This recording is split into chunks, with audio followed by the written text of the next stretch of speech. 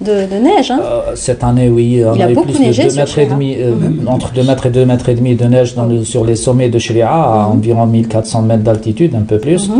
Et ça a immobilisé pas mal de personnes, mais ça fait le bonheur. Ça a fait le bonheur de beaucoup d'autres, bien sûr. Voilà, comme vous avez donc cette habitude d'aller veiller à ce que tout se passe bien du côté de Chléa. Cette fois-ci, vous avez profité vous-même de cette belle neige, de ce beau manteau neigeux, mais aussi vous veillez à ce que tout se passe bien. Donc pas de prise de risque par les sportifs non plus. Utiliser des pistes non sécurisées. Je crois que l'encadrement de la compétition est assez aguerri à ces situations.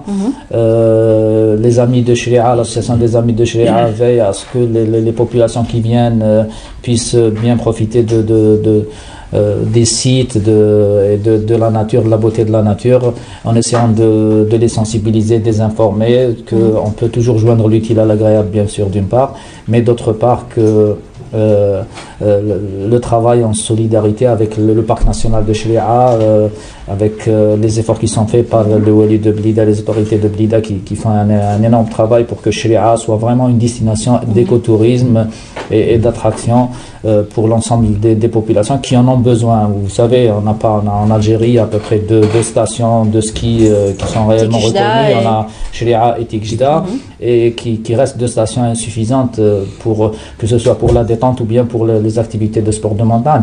J'espère que d'autres sites, et on est en train de le voir parce que l'enneigement cette année a concerné plusieurs endroits de plusieurs wilayas de l'Algérie. Donc j'espère qu'on pourra développer les sports de montagne et surtout travailler dans le sens de l'amélioration de la protection de l'environnement avec la société civile et les associations qui existent. Tout à fait. Alors vous êtes au sein de cette association Les Amis de Chléa, vous êtes combien tout au tout? Actuellement, nous comptons plus de 450 membres. Voilà. Donc, les activités sont plus développées en hiver ou en été? Non, justement, nos activités sont beaucoup plus... c'est le développement du tourisme en premier lieu. Et par rapport au développement du tourisme et à protection de l'environnement aussi, on essaye d'organiser des tournois sportifs, des soirées culturelles, voilà. Et donc vous faites ça, vous médiatisez un petit peu et vous sensibilisez surtout. Exactement, grâce à cela. On peut même ajouter le zonage, il y a 4 zones. Voilà, notre association est partie en 5 zones. Il y a la zone de Hammam El-Ouane, très bien, de Bni Ali, de Bouarfa, et Chléa Centre aussi. Très bien. Voilà. Donc là, ça nous permet ce zonage nous permet aussi de mieux contrôler les choses. Voilà, donc chaque membre d'association. Chaque zone, il y a un président, un chef de zone, et qui essaye de développer, de contrôler, d'avoir du volontariat surtout. Voilà, pour organiser le volontariat en cas de besoin. Voilà, comme la dernière vague de froid. Tout à fait. On a eu besoin d'organiser un certain volontariat. Voilà, certaines organisations de volontariat pour aider les gens surtout et qui étaient coincés, etc. Très bien. Et donc, en tant qu'association, puisque vous vous êtes fait appeler les amis, donc ça se voit que vous aimez cette région et que vous voulez la défendre par-dessus tout et que ça soit encore qu'elle ait de beaux jours devant elle, donc cette région, le parc en général. Et bien sûr, vous êtes soucieux donc de l'environnement, très très soucieux de l'environnement. Alors, qu'est-ce que vous faites pour essayer donc de préserver ces lieux? Est-ce que vous avez des alertes? Est-ce que vous travaillez aussi avec bien sûr les administrateurs du parc en essayant de leur dire voilà, il y a ça et ça qui ne va pas, un déséquilibre? En fait, l'association Les Amis de Chléa active beaucoup dans ses actions de volontariat.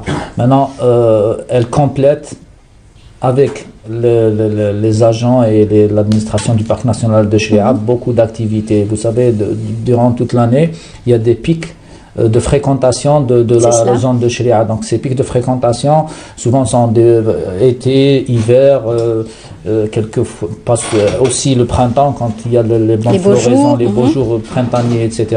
Et donc qu'est-ce qu'il y a? Il y a des actions, des activités de volontariat presque régulières, chaque semaine, 2 semaines. De nettoyage, c'est ça? De nettoyage, exactement, parce que là on a besoin de faire beaucoup de sensibilisation en matière d'écocivisme.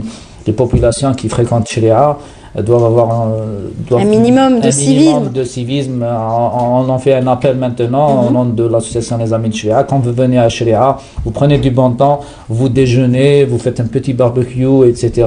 Il y a des espaces qui ont été réservés pour ça, réalisés par le parc national de Sharia. Il y a les forêts, la conservation des forêts aussi, qui y participent. Alors, préservez ces endroits, ne jetez pas vos sachets, vos ordures, etc. n'importe où. Tout nettoyer. Parce que là, même si les agents du parc et les Amis de Sharia ou autres associations font aussi du volontariat pour essayer de ramasser ça, rendre les lieux assez propres, on espère que c'est les citoyens qui viennent, c'est ceux qui fréquentent Sharia fassent déjà le boulot, parce que la prochaine fois, quand ils reviendront sur site, ils vont trouver l'endroit propre. Ils pourront l'utiliser mieux et plus. Bien sûr. Est-ce qu'on peut dire que la forêt peut être en danger? Est-ce qu'il y a des essences qui sont malades ou des arbres qui sont peut-être en mauvaise santé? En fait, le parc national de Sharia et la conservation font un grand boulot de reboisement, de restauration, etc. Mais il reste que la cédrée de Sharia, qui constitue de cèdre de l'Atlas, qui est une espèce très très importante, et en dessous il y a aussi les chênes verts, les chênes lièges, et ensuite le pin d'Alep en dessous. Donc ces espèces doivent être préservées, un reboisement et un entretien continuel doit avoir lieu. Ça se fait, mais je pense qu'il faut peut-être renforcer cet aspect. Surveiller avec les gardes forestiers, bien sûr. Oui, surtout, absolument. Sur ces dernières années, on voit bien une régénération, un reverdissement des différents espaces du monde Sharia, du monde de l'Atlas blidéen, et ça doit être préservé. Donc nous avons une chance d'une bonne pluie, de bonne neige, un reboisement, donc essayons de préserver donc une bonne strate arborée, c'est ce qu'on dit? Absolument, voilà. Avec un bon sous-bois aussi. Parfait. Et bien entendu, la faune qui doit suivre, est-ce que la faune est en bonne santé aussi? Eh ben, apparemment, oui. Apparemment, il y a les espèces qui existent, même